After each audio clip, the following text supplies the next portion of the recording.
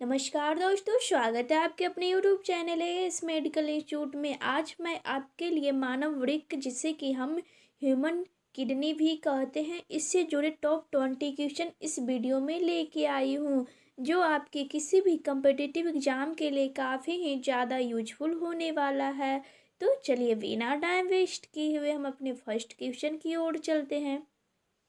और हाँ, पिछले वीडियो का यह क्वेश्चन मैंने आप लोगों को बनाने के लिए दिया। इस क्वेश्चन का आंसर मैक्सिमम लोगों ने सही दिया था दोस्तों। तो इस क्वेश्चन का आंसर मैं आपको बताती हूँ। क्वेश्चन है हमारा, पित्त में जल की मात्रा कितनी होती है? तो राइट आंसर है 80 से 90%। Option number D is correct answer. जो हमारा वाइल्ड जूस होता है उसमें जो वाटर का कंपोजिशन होता है वह 80 to 90% होता है। चलिए आज के हम क्वेश्चन पे चलते हैं। आज का हमारा फर्स्ट क्वेश्चन है, किडनी का कार्य क्या होता है? तो इसका राइट आंसर ऑप्शन पढ़िए। यह रक्त को साफ करता है और अपशिष्ट पदार्थों को निकालता है। यह ऑप्शन सही है, क्योंकि यह जो हमारा किडनी होता है, जितने भी अपशिष्ट पदार्थ रहता है वह हमारे बॉडी से बाहर निकालता है, और जो ब्लड रहता है उसे साफ करता है। नेक्स्ट, यह शरीर में खनिजों को नियंत्रित करता है और हार्मोन उत्पन्न करता है। यह भी सही है, तो इसका राइट आंसर होगा बी और सी ऑप्शन दोनों सही है। सॉरी, यहाँ पे ऑप्शन में होगा ए और बी दोनों सही है। ऑप्शन मिस प्रिंट होगा, ए और बी दोनों ऑप्शन सही है।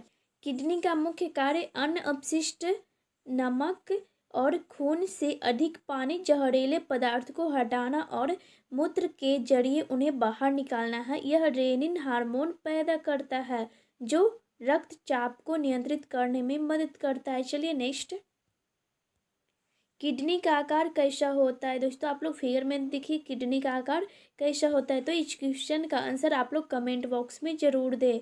तो राइट आंसर होगा, यह बीन के आकार के जैसा होता है। तो यह बीन के आकार का अंग होता है, यानी कि जो बीन होता है उसके आकार का होता है। किडनी कमर के ऊपर हमारे शरीर के पीछे की ओर एक बीन के आकार वाला अंग होता है। चलिए नेक्स्ट, हमारे शरीर से कचरे को हटाने की प्रक्रिया को क्या कहते हैं? तो इसका राइट आंसर है उत्सर्जन। Option number A is correct answer. उत्सर्जन अपशिष्ट की प्रक्रिया के कारण हमारे शरीर से कचरे को हटा दिया जाता है। किडनी शरीर से यूरिया को निकालती है और फेफड़े कार्बन डाइऑक्साइड को हमारे शरीर से बाहर निकालते हैं।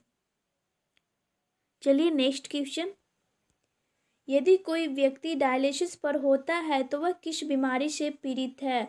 डायलिसिस क्या होता है दोस्तों? आप लोग कमेंट बॉक्स में इसका रिप्लाई जरूर करें। तो इसका राइट आंसर है किडनी रोग। Option number B is correct answer.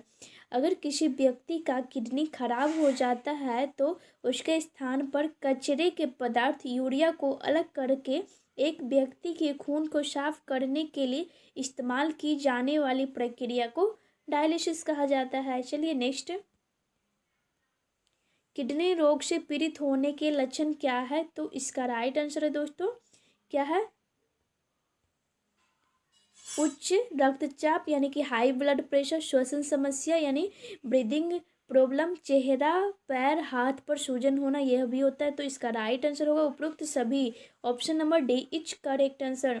जो किडनी डिजीज होता है दोस्तों, वह शुरुआती चरण में किडनी रोग के कोई लक्षण नहीं शो करते हैं, लेकिन धीरे धीरे यदि कोई व्यक्ति इस बीमारी से पीड़ित है तो उसे उच्च रक्तचाप यानी हाई ब्लड प्रेशर, पैरों और चेहरों में सूजन, श्वास की समस्या, हृदय संबंधी रोग, मधुमेह, पीठ दर्द आदि जैसी समस्याओं का सामना करना पड़ता है। चलिए नेक्स्ट क्वेश्चन, मानव निकासीय प्रणाली में निकास की इकाई का क्या नाम है? तो राइट आंसर है nephron. Option number B is correct answer. प्रत्येक किडनी बड़ी मात्रा में कचरे को शरीर से बाहर निकालने वाले इकाइयों से बना होता है, जिसे कि हम नेफ्रॉन कहते हैं। चलिए नेक्स्ट, जब बोमेन कैप्सूल और ट्यूबली को एक साथ किडनी में रखा जाता है तो क्या बनता है दोस्तों? तो राइट आंसर है nephron. Option number B is correct answer. Bowman capsule और ट्यूबली को एक साथ किडनी में नेफ्रॉन में रखा जाता है। आप लोग देखिए यहाँ पे फिगर देख लीजिए, ये हुआ हमारा बोमेन कैप्सूल और ये हमारा है ट्यूब नली, ये इधर का। तो यह किस में होता है? नेफ्रॉन बनता है। चलिए नेक्स्ट, किडनी के फेल होने पे सबसे अच्छा दीर्घकालिक समाधान क्या है? तो इस क्वेश्चन का राइट आंसर क्या होगा? कमेंट बॉक्स में जल्दी से रिप्लाई दे। राइट आंसर किडनी प्रत्यारोपण, option number A is correct answer. Kidney प्रत्यारोपण को किडनी इम्प्लांटेशन भी कहते हैं। जब हमारा किडनी फेल हो जाता है तो जो दीर्घकालिक यानी जो परमानेंट सॉल्यूशन हुआ किडनी इम्प्लांटेशन है। यह जो डायलिसिस होता है, डायलिसिस एक प्रोसीजर होता है जो कुछ समय के लिए होता है जब हमारा किडनी खराब होता है, लेकिन जो किडनी प्रत्यारोपण है यह परमानेंट तरीका होता है। देखिए फिगर में ये हमारा नॉर्मल किडनी है, यानी कि यह डैमेज हो गया हमारा किडनी। तो देखिए किडनी जो ट्रांसप्लांटेशन होता है, यहाँ पे किडनी का ट्रांसप्लांटेशन किया गया है। किडनी का फेल होने से यूरिया और अन्य अपशिष्ट उत्पादों को खून में निर्माण करने की अनुमति मिल जाती है। किडनी के फेल होने पर सबसे अच्छा दीर्घकालिक सॉल्यूशन किडनी का प्रत्यारोपण है, यानी किडनी ट्रांसप्लांटेशन। इसमें क्षतिग्रस्त किडनी को निकाल दिया जाता है और एक स्वस्थ व्यक्ति द्वारा दान की गई किडनी को सर्जिकल ऑपरेशन द्वारा इस जगह में प्रत्यारोपित किया जाता है। चलिए नेक्स्ट क्वेश्चन। मनुष्य की निकासी व्यवस्था में सम्मिलित अंग होते हैं, तो राइट आंसर है जो निकासी यानी कि जो एक्सक्रीटरी जो सिस्टम होता है उसमें कौन कौन ऑर्गन होता है? तो 2 किडनी और यूरेटर ये भी होता ही है, मूत्राशय होता है, यूरेथ्रा होता है। तो राइट आंसर होगा उपरोक्त सभी, option number D is correct answer. देखिए 2 किडनी, ये हमारा 2 किडनी हो गया, मूत्राशय यानी कि ये हमारा यहाँ पे हो गया यूरेथ्रा, ये हो गया हमारा यूरेथ्रा, और मूत्राशय यानी यूरिनरी ब्लैडर ये हो गया। तो इसका राइट आंसर होगा उपरोक्त सभी। चलिए नेक्स्ट।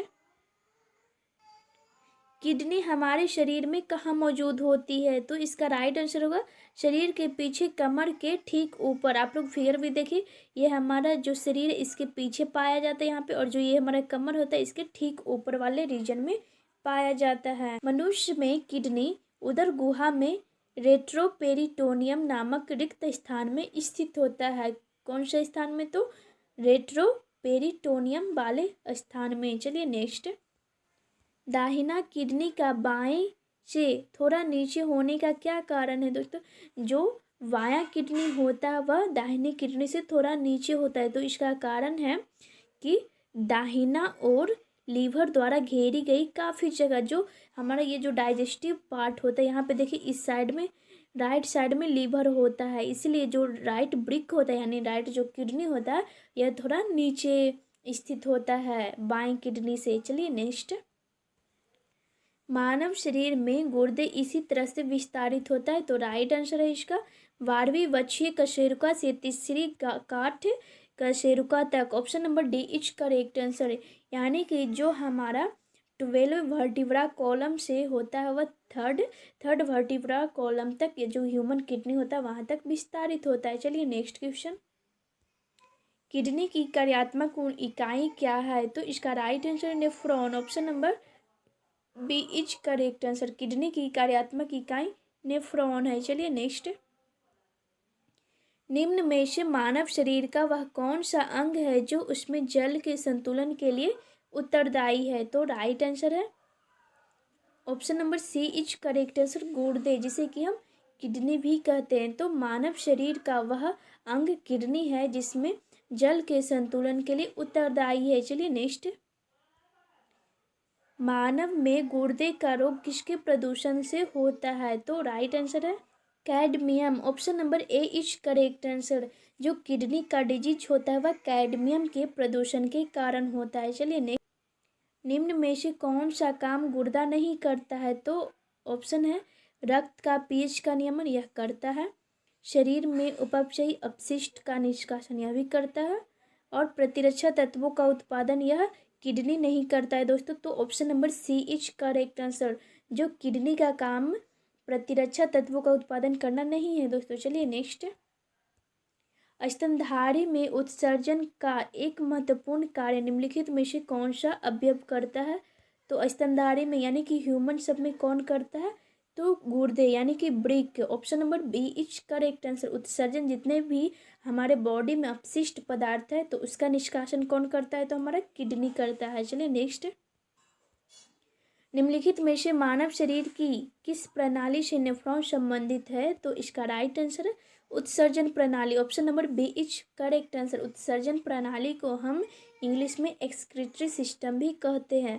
तो नेफ्रॉन किससे संबंधित है, तो एक्सक्रीटरी सिस्टम से या फिर उत्सर्जन प्रणाली से। चलिए नेक्स्ट, जब रक्त में नाइट्रोजन अपशिष्ट जमा हो जाता है तब निम्नलिखित में से कौन सा अंग काम नहीं कर रहा होता है, तो राइट आंसर ब्रिक, option number C is correct answer. जब नाइट्रोजन अपशिष्ट जमा हो जाता है तब जो किडनी होता है वह काम नहीं कर रहा होता है। चलिए नेक्स्ट, मानव वृक्क अश्मरी में पाए जाने वाला प्रमुख रासायनिक यौगिक क्या है दोस्तों, तो इस क्वेश्चन का आंसर आप लोग कमेंट बॉक्स में दीजिएगा। देखते हैं कितने लोगों का आंसर सही जाता है। तो आज का क्वेश्चन आप लोगों को कैसा लगा दोस्तों, कमेंट बॉक्स में ज़रूर बताएं। चलिए मिलते हैं नेक्स्ट वीडियो में, तब तक के लिए Jai Hind, Vande Mataram. Thanks for watching this video.